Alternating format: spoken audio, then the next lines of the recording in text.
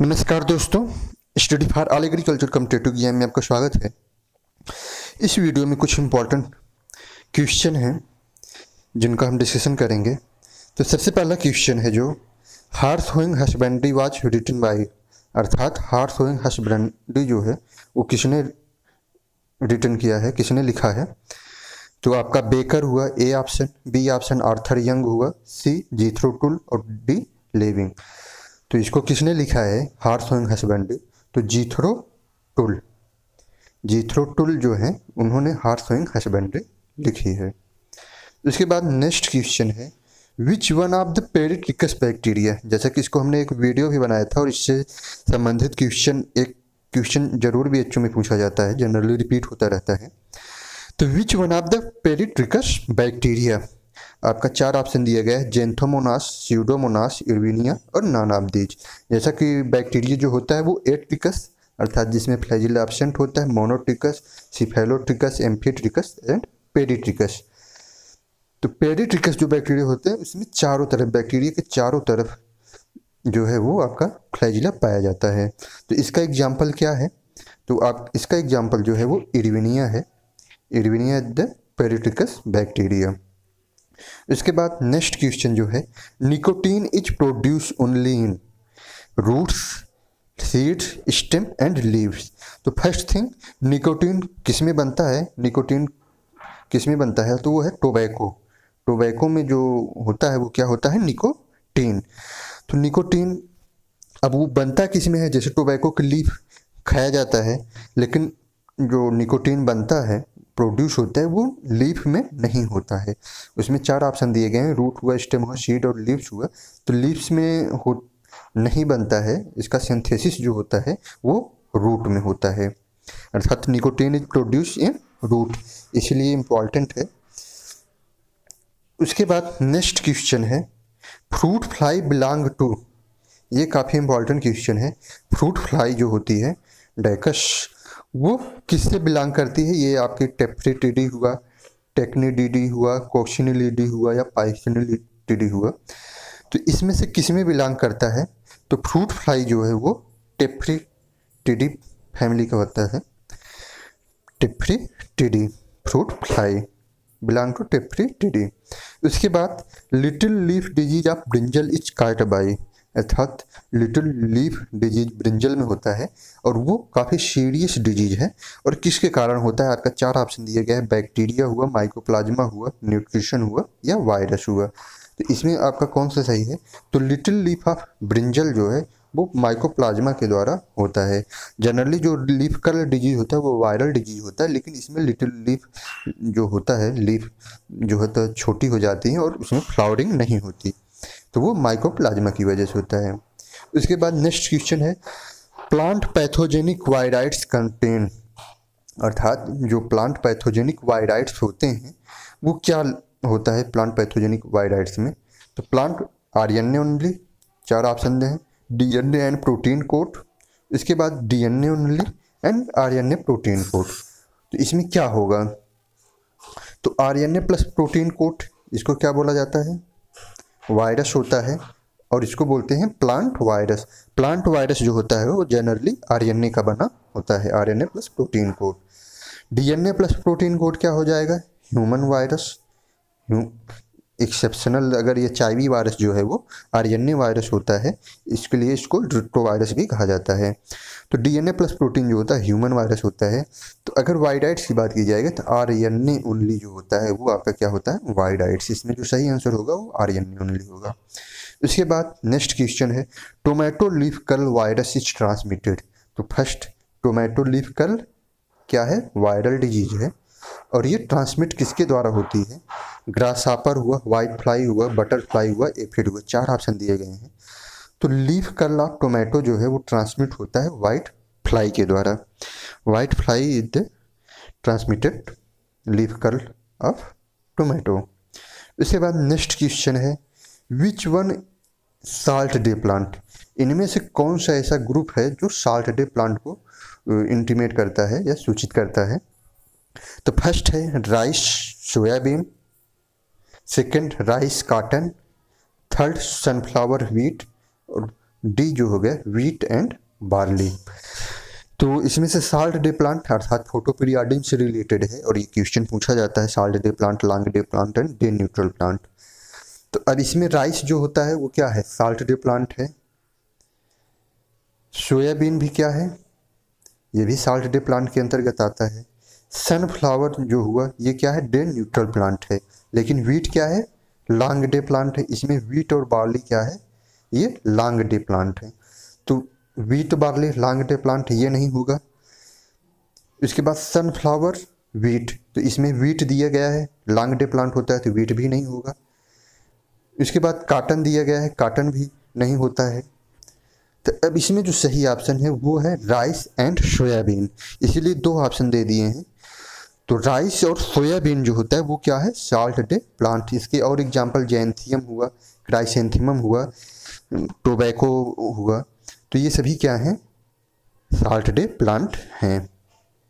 उसके बाद next question उसी से रिलेटेड है, फोटोपीरियडिज्म टर्म कॉइन्ड बाय। इसका जैसे हमने वीडियो भी बनाया है और बीएचयू में एक क्वेश्चन इससे पूछा जाता है एमएससीआईजी एंट्रेंस एग्जाम के लिए। फोटोपीरियडिज्म, वर्नलाइजेशन और ग्रोथ प्रमोटर अर्थात ग्रोथ हार्मोन से तीनों में से दो क्वेश्चन या एक क्वेश्चन कम से कम पूछा जाता है बीएचयू में हर साल।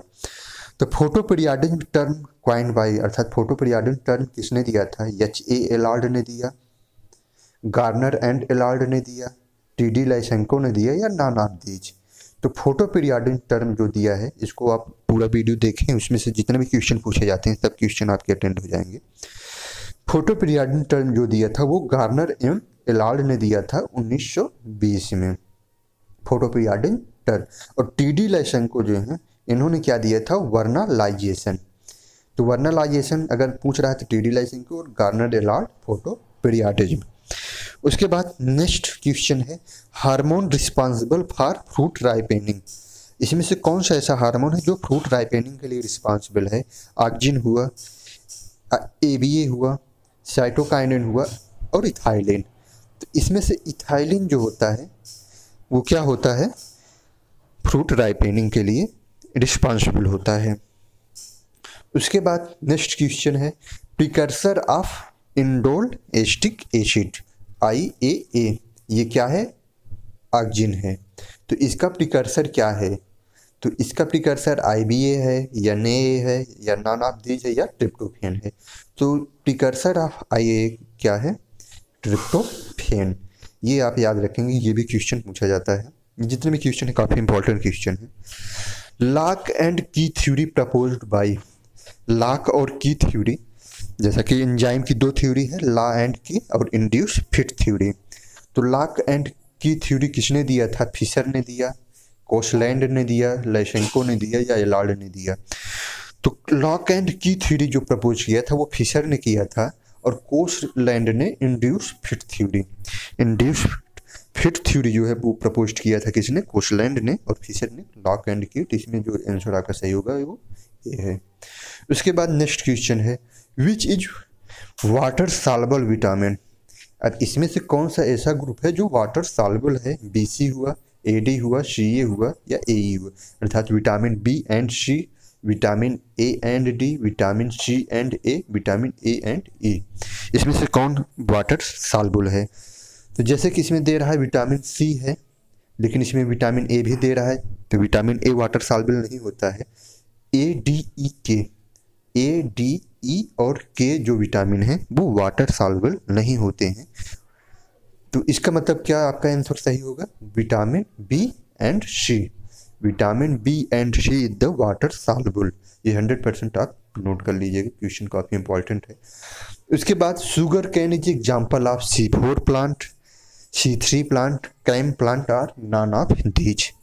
तो शुगर केन किसका एग्जाम्पल होता है, तो sugar cane is the example of C4 plant.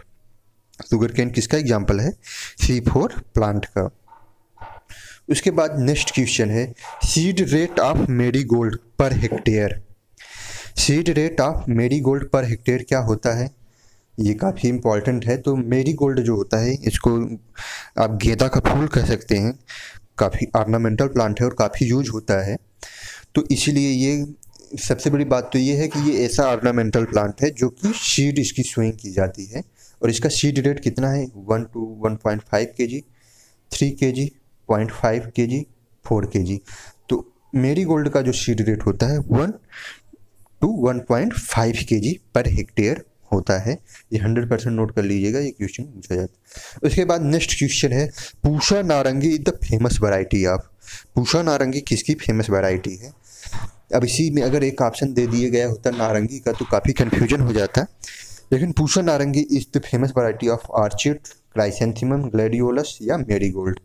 तो पूषा Narangi is the famous variety of marigold, और ये काफ़ी बार कॉम्पिटिटिव एग्जाम में पूछा जाता है। उसके बाद नेक्स्ट क्वेश्चन है oil recovering percentage in jasmine. Jasmine में ऑयल का परसेंटेज कितना होता है 0.3%, 1%, 0.8% या 2%। तो जैसा कि ऑयल रिकवरी परसेंट जैस्मिन में होता है वो मैक्सिमम 0.3% तक होता है, 30% तक होता है। ये पॉइंट कह सकते हैं कि 1 से लेके 0.3% तक ऑयल परसेंटेज होता है जैस्मिन में, और ये क्वेश्चन पूछा जाता है BHU एंट्रेंस एग्जाम में। उसके बाद running water is example of which garden. Garden जैसे कि आपका मुगल गार्डन हुआ, जापानीज गार्डन हुआ, पर्सियन गार्डन हुआ, इंग्लिश गार्डन हुआ, तो काफ़ी टाइप के गार्डन होते हैं। तो उसमें से रनिंग वाटर किस गार्डन का फेमस जो है वो एग्जाम्पल है, और ये काफ़ी इंपॉर्टेंट एग्जाम्पल है। आपका जापानीज हुआ, मुगल हुआ, इंग्लिश हुआ और पर्सियन हुआ। तो running water is the example of Mughal garden. Mughal garden जो भी बने थे उनमें रनिंग वाटर था, टेरेस था, ये सभी उसके जो कैरेक्टर थे वो किसके थे, मुगल गार्डन के। उसके बाद नेक्स्ट क्वेश्चन है Pusa Majesty is the variety of, जो कि लास्ट क्वेश्चन है। तो पूषा मैजेस्टी किसकी वैरायटी है। तो पूषा मैजेस्टी जो वैरायटी है mango, banana, lemon papaya, grapes. तो Pusa Majesty the variety of, काफ़ी फेमस वैरायटी है पपाया की गायनोडायोसिस। तो Pusa Majesty the gynodioecious variety of papaya, तो काफ़ी फेमस वैरायटी है पपाया की। और ये पूछा जाता है पूषा नन्हा हुआ, पूषा नन्हा जो वैरायटी होती है वो पपाया की वैरायटी ही है, लेकिन वो डायोसिस वैरायटी है और हाई डेंसिटी प्लांटिंग में यूज किया जाता है। ये कुछ इंपॉर्टेंट क्वेश्चन थे जो कि अभी आपका यूपी कैटेड एग्जाम होने वाला है, तो उम्मीद है कि हो सकता है कि इसमें से कुछ क्वेश्चन फंस जाएं, या आपका प्रिपरेशन कैसा है वो भी आपको इस वीडियो को पूरा सॉल्व करने से एक अनुमान लग सकता है, आपका कॉन्फिडेंस लेवल बढ़ सकता है। तो दोस्तों वीडियो देखने के लिए धन्यवाद।